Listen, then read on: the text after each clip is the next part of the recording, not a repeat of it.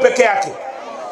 Nyumba nyingi nimepita, watu wetu wengi, magonjwa makubwa niliyokutana nayo ni stroke. Watu wengi wamepigwa stroke, lakini hawana uwezo wa matibabu. Ndani ya mji wetu kuna watu wanapoteza maisha kwa magonjwa yanayotibika kwa sababu ya umaskini wao. Nataka kwenda kukomesha hali hiyo. Nichagulieni madiwani niongoze manispaa, na nipeni kura nyingi niwe mbunge wa jimbo hili. Ninakwenda kuanzisha skimu ya hifadhi ya jamii ya manispaa yetu, ambayo kila raia wa manispaa hii atakuwa anapata matibabu kulingana na mahitaji yake na sio kulingana na uwezo wake wa kifedha. Hii ndio kazi ninayoiomba. Hii ndio kazi naomba watu wa Kigoma mnipe. Kazi ya kuhangaika na afya zenu, kazi ya kuhangaika na maisha yenu, kazi ya kuhakikisha ya kwamba tunakuwa manispaa ya mfano kwa kila raia wa manispaa yetu kuwa na bima ya afya kutokana na mfumo wa hifadhi ya jamii ambao tunakwenda kuanzisha. Ni maeneo mengi nimekwenda, kina mama wa mji wetu wakipata ujauzito, wakienda kujifungua, wanabeba vigagara, wanabeba kila kitu kinachotakiwa kwenda hospitali kujifungua. Gharama kubwa, fedha nyingi. Kujifungua imekuwa ni adhabu katika nchi hii. Nataka niwaambie, kesho mnakwenda kupiga kura. Mkinipa madiwani wale wamekaa jukwaa kuu, na mkanipa mimi kura ya ubunge, mara baada ya kuwa tumekula kiapo, tunaanza mchakato wa kuhakikisha ya kwamba hakuna mwanamke katika jimbo hili, katika manispaa hii, atakayetakiwa kulipa chochote anapokwenda kujifungua.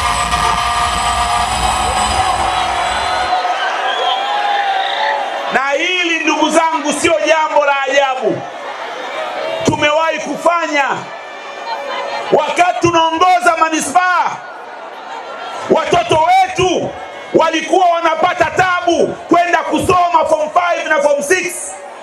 Tuliliona hilo tatizo, tukaamua baraza la madiwani ya kwamba mtoto yoyote anayefaulu kutoka shule ya manispaa ya Kigoma Ujiji kwenda form 5 na form 6 atasomeshwa na manispaa. Na baada ya kutekeleza sera ile kwa mwaka mmoja, serikali kuu ikatangaza kufuta ada za form 5 na form 6.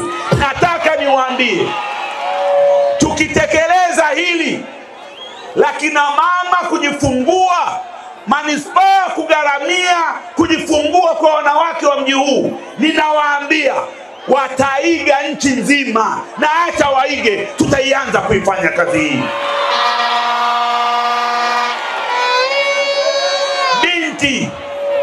Binti wa manispaa hii,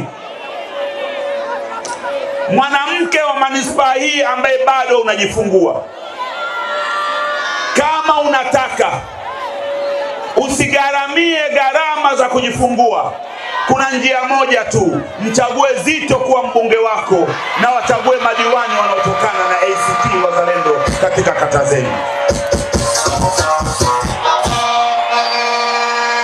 Mji wetu ni mji wa biashara. Kigoma kiasili ni eneo la biashara kwa sababu tunapakana na nchi za jirani.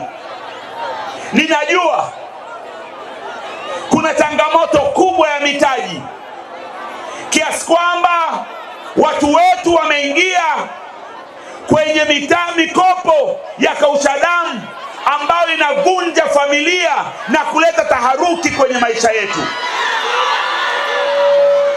Nimewaambia ya kwamba mtakaponichagua kwa mbunge, na mkanipa madiwani wa kutosha, nitaanzisha mfuko maalumu ambao nitaweka shilingi bilioni 1 kwa ajili ya mikopo nafuu kwa wafanyabiashara wadogo wote.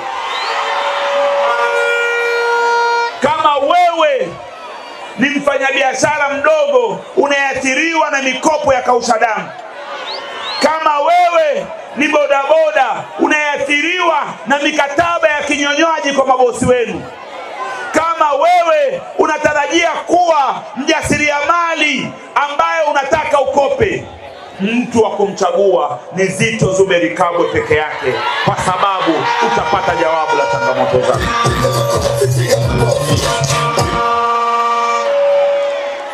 Jimbo letu lina changamoto za elimu, na hii ni changamoto ya muda mrefu. Watu wengi na hasa vijana hawajui kwamba mji huu kabla ya mwaka 2000 na shule ya serikali moja tu, Kigoma Sekondari. Baada ya Dr. Aman Walid Kaburu kuwa mbunge wa mji wetu na kina Shaban Mambo kuongoza manispaa yetu, ndio kwa mara ya kwanza tukaanza kuona sekondari za kata zinajengwa, na baadaye Mkapa akaiga akafanya sekondari za kata Tanzania nzima. Sisi toka uhuru mpaka mwaka 2000 tulikuwa na shule moja ya sekondari. Shule za sekondari mnazoziona sasa zimejengwa na manispaa iliyoongozwa na wapinzani tangu mwaka 2000. Sisi tumeona kuna haja ya kuboresha. Wakati tunaongoza manispaa, tuliongeza shule 2 za sekondari, Kigoma Ujiji pale Aga Khan na Buzebazeba. Sasa tunataka tuongeze shule nyingi zaidi za sekondari, lakini muhimu sana tunataka tuongeze sekondari za kidato cha 5 na kidato cha 6. Tunataka tuwe na jumla ya high school 4. Kigoma Ujiji katika kata ya Kigoma na Kitangatui katika kata ya Machinjioni ziwe sekondari za sayansi. Kasingirima katika kata ya Kasingirima na Buronge katika kata ya Kibirizi ziwe sekondari za sanaa. Tunataka katika miaka 5 ijayo tuwe na sekondari high school 4 ili watoto wetu waweze kupata elimu ya juu hapa. Lakini tuongeza sekondari za kutosha. Kata ya Buzebazeba ina sekondari moja tuliyojenga sisi, lakini kuna watu wanatoka Burega, tunahitaji sekondari kule Burega ili angalau upande mmoja wa barabara uwe na sekondari na upande mwingine wa barabara uwe na sekondari. Na kuna maeneo mengi ambayo tutaongeza idadi ya shule za sekondari. Ndoto yangu ni kuifanya Kigoma kuwa kituo cha biashara. Ndio ndoto yangu, na nilianza kazi hii. Ndio maana tulijenga bandari ya Kibirizi, ndio maana tulijenga bandari ya Ujiji, ndio maana nilipigania kuanzishwa kwa bandari kavu ya Katosho, kwa sababu mkoa wetu umekaa, mji wetu umekaa kimkakati kwenye jiografia ya nchi za maziwa makuu. Ndoto yangu ni kuhakikisha mtu wa Kongo ambaye huwa anaenda Kariakoo kununua bidhaa asiende Kariakoo, anunulie hapa Kigoma. Ndoto yangu ni mtu wa Burundi anayekwenda Kariakoo kununua bidhaa asiende Kariakoo, azinunulie hapa Kigoma. Ndoto yangu ni mtu ambaye anaagiza bidhaa kutoka Guangzhou, kutoka Dubai na kutoka sehemu mbalimbali za dunia, asihangaike, bidhaa zile aje kuzichukulia hapa Kigoma. Ndio maana nimeanzisha mradi mkubwa ambao tumeuita Ujiji City, ili watu wote ambao wanatoka nchi jirani wanaotaka kupata bidhaa ambazo wangezifuata Kariakoo au wangezifuata Dubai au wangezifuata Guangzhou, wazichukulie hapa. Na hivyo ndivyo ambavyo nchi zingine duniani zimefanya. Ndugu zangu, ninawaomba nipe uwezo wa kutekeleza ndoto yangu hii. Leo hii bidhaa ambazo zinatoka kokote duniani kupita bandari ya Dar es Salaam, inabidi watu wa Kongo na Burundi waende Dar es Salaam kuziclear ili zije, alafu zinapita Kigoma. Ndoto yangu, nataka mtu wa Kalemi, mtu wa Uvira, mtu wa Bukavu, mtu wa Baraka, mtu wa Moba ambaye anaagiza bidhaa yake, anaagiza gari yake, asihangaike kwenda kuichukua bandari ya Dar es Salaam, aichukue pale Katosho. Na hii ndio kazi ambayo nataka kuifanya. Ni kazi ambayo itatoa ajira nyingi kwa vijana wetu. Kama gari zikifika bandarini zikaja moja kwa moja Katosho, maana yake ni kwamba madereva watakaoziendesha kuzipeleka Bujumbura, kuzipeleka Uvira, kupeleka Bukavu, kupeleka kokote kule, watakuwa ni vijana wetu hapa Kigoma. Na hii ndio ndoto ambayo nilionayo. Naomba mniwezeshe nikaifanye ndoto hii. Tunajenga chelezo pale Bangwe, mradi mkubwa sana, zaidi ya shilingi bilioni 600 zinaingizwa kwenye mradi ule. Bilioni 600. Mradi ule ndio mradi pekee wa ujenzi wa chelezo katika miji yote inayozunguka ziwa Tanganyika. Nataka kuhakikisha ya kwamba mradi ule unawanufaisha watu wote wa Kigoma. Bandari yetu wamepewa Wachina kuiendesha. Mkataba wa bandari ile haujapitishwa bungeni. Serikali ya CCM imesaini ule mkataba wa bandari, bunge limevunjwa. Halafu wanataka Kigoma ipeleke Hanangwa bungeni. Mkataba ule utajadiliwa kwa maslahi ya Kigoma?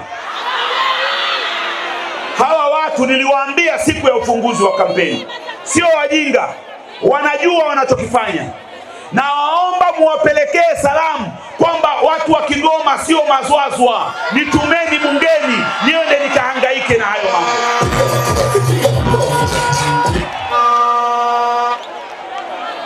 Ndugu zangu,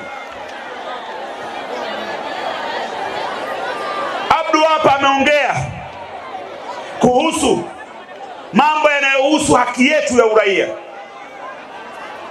Maisha yangu yote ya kisiasa, watu wa Kigoma, nimeyatumia kuwatetea, kuwasemea.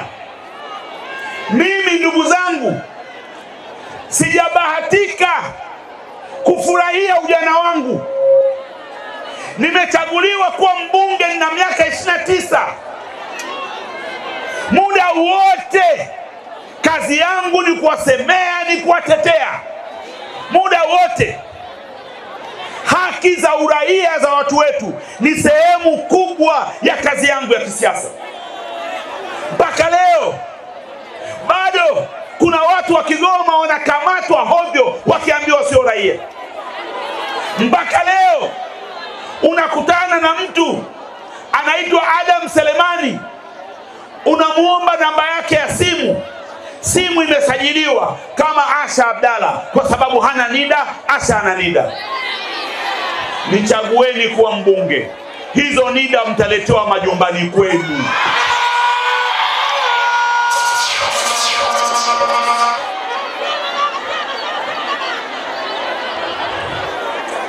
Mji wetu ni mji wa uvuvi. 30% ya pato la mji. Katika kila watu 100 katika mji huu, watu 30 wanapata kamemero kutokana na uvuvi. Lakini wavuvi wetu wana changamoto nyingi sana. Ujambazi sasa hivi umeshamiri ndani ya ziwa. Vyombo vyetu vya ulinzi na usalama badala ya kulinda raia wetu, kulinda wavuvi wetu, wavuvi wananyang'anywa mali zao mchana kweupe.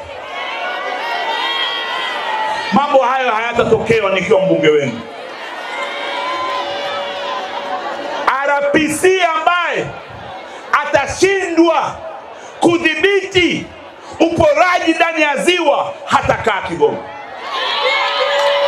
OCD ambaye atashindwa kudhibiti uporaji ndani ya ziwa hatakaa Kigoma.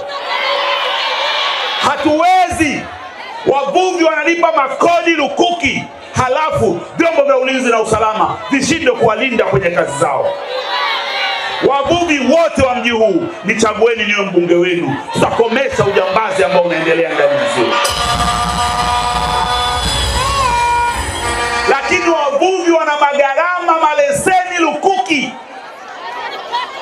Kipe kina watu 6. Dereva wa kipe leseni. Wavuvi 6 leseni. Kipe chenyewe leseni. Mwenye kipe leseni. Haya mambo ninakwenda kuyakomesha. Nipeni kura zenu, tutetee wavuvi wa Kigoma na wavuvi wa Tanzania nzima, tuondokane na haya mambo. Nilalamikiwa kuhusu bei ya simenti. Kigoma ina kiwanda cha simenti, lakini bei ya simenti ni kama vile ilivyokuwa kabla, wakati simenti inaagizwa kutoka Dar es Salaam au Mbeya au Tanga. Nataka niwaambie jambo hili, na wenye viwanda wanajua. Wakisikia tu nimekula kiapo kuwa mbunge wa jimbo hili, bei ya simenti itashuka. Kwa sababu wanajua ninajua. Wazee wangu wa mji huu mmenipeleka shule, nimesoma, nina masters degree 2 za uchumi. 2 nimezipata Ujerumani, 2. Hakuna kitu ambacho sikijui kwenye uchumi wa viwanda. Watu mwenye kiwanda cha simenti na mawakala wake wajue, ni kila kiapo bei ya simenti lazima ishuke, kwa sababu bei inapaswa kushuka.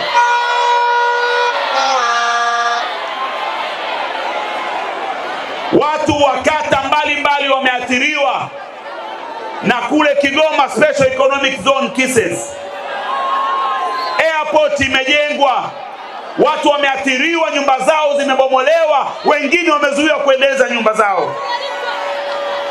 Katubuka mafuriko yametokea, hakuna msaada wowote uliotokea. Kule Hanang watu wamejengewa nyumba mpya, lakini Katubuka kwa sababu ni Kigoma, ni raia wa daraja la pili, wakapewa dagaa wa Mwanza. Watu wa Katubuka, watu wa Machinjioni, watu wa Majengo, watu wa Rubuga, watu wa Kagera, mbunge ambaye atakwenda kuhakikisha mnalipwa fidia zenu ni Zitto Zuberi Kabwe. Naomba mnichague. Kuna watu wanazunguka wanasema kwamba mwenyekiti wa CCM ambaye ni mgombea urais wa CCM kasema eti mkichagua upinzani, mpinzani hataweza kumwambia mahitaji ya maendeleo. Mimi nilikuwa mbunge wa Kigoma Kaskazini. Wakati nachaguliwa, Kigoma Kaskazini haikuwa na barabara hata moja ya lami. Nilipomaliza miaka 5 tulikuwa na kilomita 100 za lami, Mwandiga Manyovu na Kigoma Kidahwe.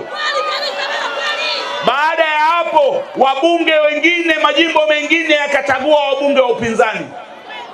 Kigoma Kusini wakamleta Kafulila, Kasulu mjini wakamleta Machali, Muhambwe wakamleta Mkosamali, Kasulu vijijini wakamleta Zaituni Muyogera. Katika majimbo 8 ya mkoa wa Kigoma, majimbo 5 yalikuwa yanaongozwa na upinzani. Hicho ndio kipindi ambacho tulijenga daraja la Malagarasi. Hicho ndio kipindi ambacho barabara ya Kidahwe Kasulu ilijengwa. Hicho ndio ndio kipindi ambacho barabara ya Kidawe Uvinza ilijengwa. Hicho ndio kipindi ambacho barabara ya Nyakanazi kuja Kibondo ilijengwa. Hicho ndio kipindi ambacho fedha za ujenzi wa barabara ya Uvinza mpaka Maragarasi Darajani zilipatikana. Hicho ndio kipindi ambacho kilomita 48 kutoka Darajani kwenda Nguruka zilijengwa. Hicho ndio kipindi ambacho barabara ya kutoka Kibondo Kasulu mpaka Manyovu fedha zake zilipatikana. Ndio kipindi Kigoma ilipata maendeleo zaidi kuliko wakati wowote, tukiwa wabunge 5 wa upinzani. Kwa msisikie hizi porojo eti mkichagua upinzani hakuna maendeleo. Lakini nataka niwaambie, mimi nilikuwa mbunge wenu miaka 5, 2015 2020. Ndipo tulijenga barabara ya Burega, si ndio? Ndipo tulijenga barabara ya Rusimbi inapopita nyumbani kwa Sheikh Hassan pale, si ndio? Ndipo tulijenga barabara ya Wafipa Kagera kwenda Kagera, na nikawalazimisha Benki ya Dunia barabara ile iende mpaka Darajani na daraja lijengwe la Mgumile. Ndicho kipindi ambacho tumejenga barabara ya Simu. Ndicho kipindi ambacho tumejenga mfereji wa Katonyanga ambao ulikuwa unaathiri nyumba za watu hapo Ujiji, si ndio? Ndicho kipindi ambacho tumejenga mfereji wa Rubengera. Ndicho kipindi ambacho tumejenga sekondari ya Buzebazeba. Ndicho kipindi ambacho tumejenga sekondari ya Kigoma. Ndicho kipindi ambacho Kigoma ilipata maendeleo makubwa zaidi kuliko wakati wote. Ndicho kipindi tumejenga bandari ya Ujiji. Ndicho kipindi tumejenga bandari ya Kibirizi. Ndicho kipindi ambacho Kigoma ilisafika. Wakati huo rais alikuwa Magufuli na liliweza kuleta maendeleo. Nani atakayenizuia hivi sasa kuleta maendeleo? Nani? Nani? Nani? Kesho saa 12 kamili wote muwe kwenye vituo vya kupigia kura. Mkimaliza kupiga kura kwenye kata zenu, nendeni kwa mtendaji wa kata, diwani atangazwe. Mkimaliza mbebeni diwani wenu, na nyie njooni manispaa pale, mbunge atangazwe. Sisi ndio wenye mji huu, sisi ndio washindi. Hakuna mtu mwenye mji huu, ni sisi, na hakuna mtu atakayezuia ushindi wetu. Tutashinda kwa kura na tutatangazwa. Mmenielewa? Mmenielewa? Mmenielewa? Ukishapiga kura kwa mtendaji wa kata, diwani anatangazwa. Beba diwani manispaa, mbunge ametangazwa. Tumemaliza kazi. Na jeshi la polisi nawaambia, tumefanya kampeni siku 60. Hakuna lolote lilotokea. Amani ipo. Msisababishe umwagaji wa damu katika mji wetu. Hatutaki kuja. Tumefanya mikutano mpaka usiku, sio? Kuna mtu yoyote kaumia? Kuna mtu yoyote kapigwa jiwe? Watu wa CCM wanataka kuanzisha vurugu kwa sababu wameshashindwa. Mgombea ubunge wa CCM jana ametangaza kwamba ikionekana gari yangu ipigwe mawe mji huu, Mwami anaweza kupigwa mawe. Kigoma hii gari ya Mwami inaweza kupigwa mawe. Hao watu wameshashindwa. Mimi nimefanya kampeni zote. Mmewahi kusikia nataja jina la mgombea wa CCM? Yeye tumehesabu siku zote za kampeni, kila mkutano wake akitamka neno zito tunahesabu. Amenitaja mara 3777. Sawa sawa na idadi ya vituo vya kupigia kura katika jimbo hili. Mimi nimemtaja. Kwa nini? Kwangu mimi hayupo.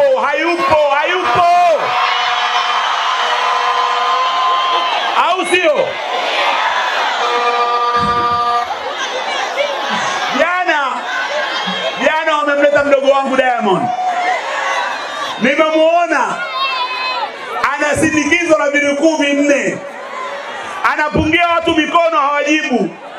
Uwanja wao wakawawa wameukata nusu na hawakuujaza. Angalia ngoma hapa.